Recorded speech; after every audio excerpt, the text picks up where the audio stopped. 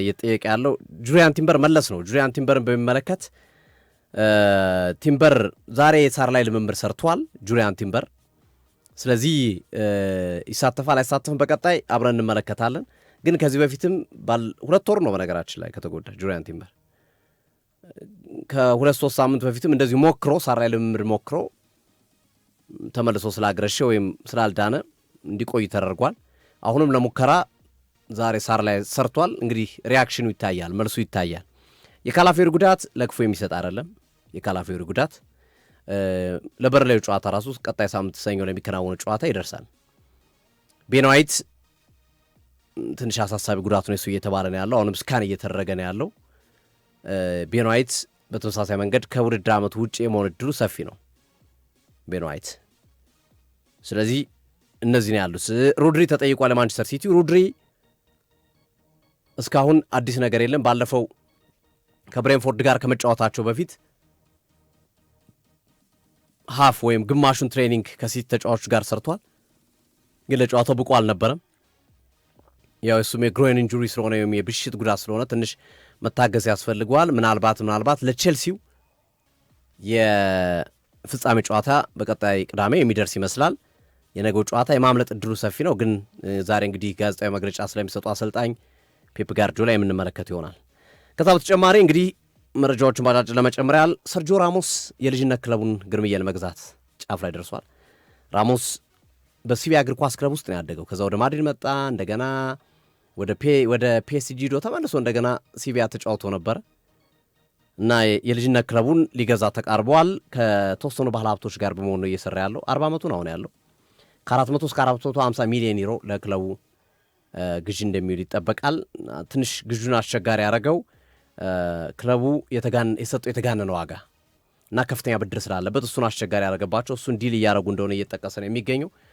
ሲቪያን ከገዙት ሰርጂዮ ራሞስና የንግድ ሼሪኮቹ ሰርጂዮ ራሞስ የክለቡ ፕሬዚዳንት እንደሚሆን እየተነገረ ነው የሚገኘው። ድሪም ነው የልጅነት የተጫወትክበትን ክለብ እንደገና ደግሞ ፕሬዚዳንቱ ነህ ማገልገልና ህልሙን ሊኖር የተቃረበ ይመስላል። በቀጣይ ጊዜያቶች የምንመለከተው ይሆናል። የአርሰናሉ ክርስቲያን ኖርጋርድ ከዴንማርክ ብሔራዊ ቡድን ራሱን ማግለሉና ጫማ መስቀሉን ይፋ አድርጓል።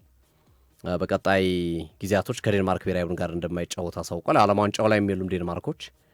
ስለዚህ ኖርጋርድ በይፋ ዛሬ ከብሔራዊ ቡድን ጫማ መስቀሉን አሳውቋል።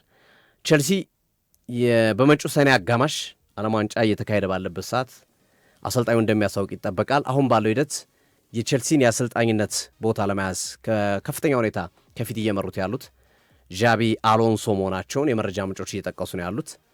በነገራችን ላይ ቼልሲ ከጥቂት ቀናቶች በፊት ከሪያል ማድሪድ ዣቢ አሎንሶ ለምን እንደተሰናበተ ዝርዝር ነገር ማድሪዶች እንዲሰጧቸው መጠየቋቸውን የመረጃ ምንጮች እየጠቆሙ ይገኛሉ። መረጃዎች እንዲሰጧቸው ማለት ነው። ግርምዬ ወደ አንተ። እኔ ጋር በሀገር ውስጥ መረጃችን ዛሬ ጧት እንግዲህ አንድ አሳዛኝ ዜና ተሰምቷል። የማራቶን ሯጯ የብርጓል መለሰ ዛሬ ማለዳ ላይ ጃን ሜዳ ልምምድ እየሰራች በነበረበት ሰዓት ላይ በመውደቋ ሕይወቷ አልፏል። ድንገተኛ አጋጣሚ ነው የተፈጠረባት እና ለኦቶዋ ማራቶን እየተዘጋጀች ነበር።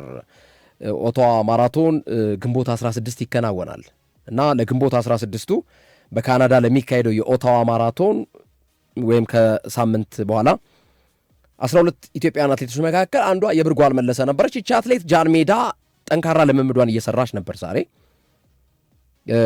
አትሌቷ ልምምዷን እየሰራች በነበረበት ሰዓት ላይ ድንገት ወደቀች። ከዛ በኋላ ወደ የካቲት 12 ሆስፒታል ደረሰች፣ ሕይወቷ አለፈ። እንግዲህ ቀብሯ በትውልድ ሀገሯ ላሊበላ የሚፈጸም ይሆናል።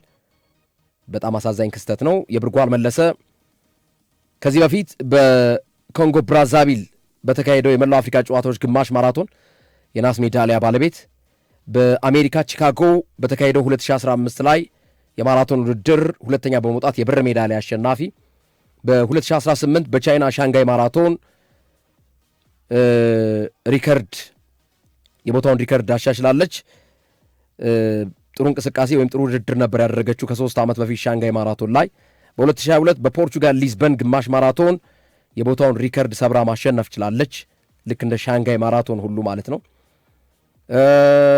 ፍራንክፈርት ማራቶን ሁለተኛ ወጥታ የብር ሜዳሊያ አግኝታለች። በ2018 የዱባይ ማራቶን የግል ምርጥ ሰዓቷን አስመዝግባለች 2:19:36 በመግባት። የብርጓል መለሰ አትሌት የብርጓል ባለትዳርና የሁለት ልጆች እናት ነበረች።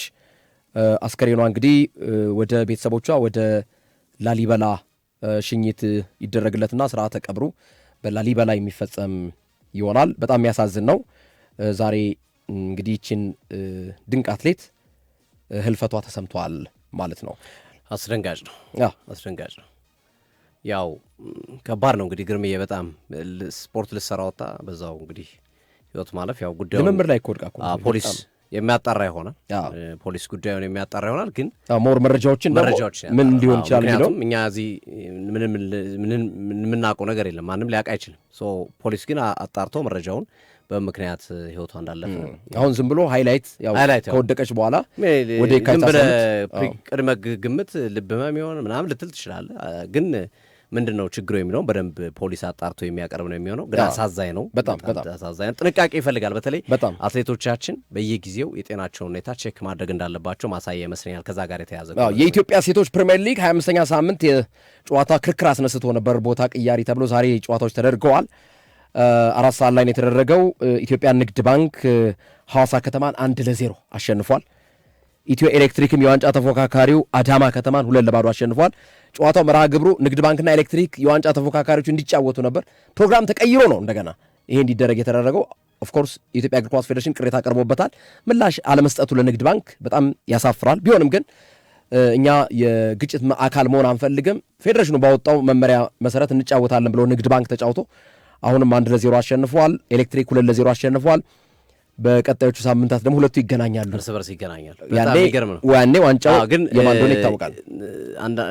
ከእግር ኳስ ፌዴሬሽን አካባቢ ባገኟቸው መረጃዎች መሰረት ዋነኛ ፍላጎታቸው ጨዋታው የፍጻሜው ጨዋታ እንዲደምቅ ከማሰብ አንጻር እንጂ እከሌን ከመጥቀም እከሌን ከመጉዳት አንጻር አይደለም የሚል ሀሳብ ነው የሰጡን። ግን ለሌላ ጊዜ አይደገም አይደረግ እንዲህ አይነት ነገር አለመግባት ይታረም። ሌላው የመጨረሻው ዛሬ ምሽት 3 ሰዓት ላይ አልናስርና አልሂላል ከባድ ጨዋታ ያደርጋሉ። 32 ጨዋታ አድርጓል አልናስር የሮናልዶ ቡድን። አልሂላል 31 ጨዋታ አድርጓል፣ ቀሪ ጨዋታ አለው። አልናስር 82 ነጥብ አለው፣ አልሂላል ደግሞ 77 ነጥብ አለው፣ ቀሪ ጨዋታ እያለው ማለት ነው። ቀሪን ጨዋታ ካሸነፈ ልዩነቱ የ2 ነጥብ ነው።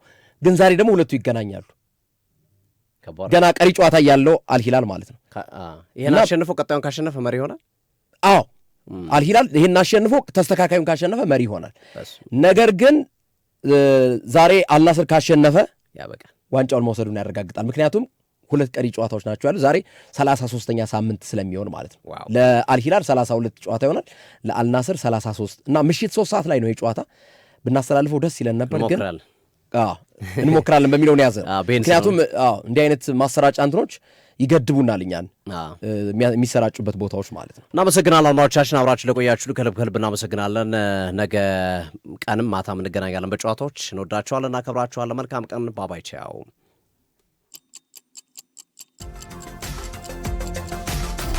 በፀሐይ ወገግታ የተጀመረ ቀን 8 ሰዓት ሆኗል።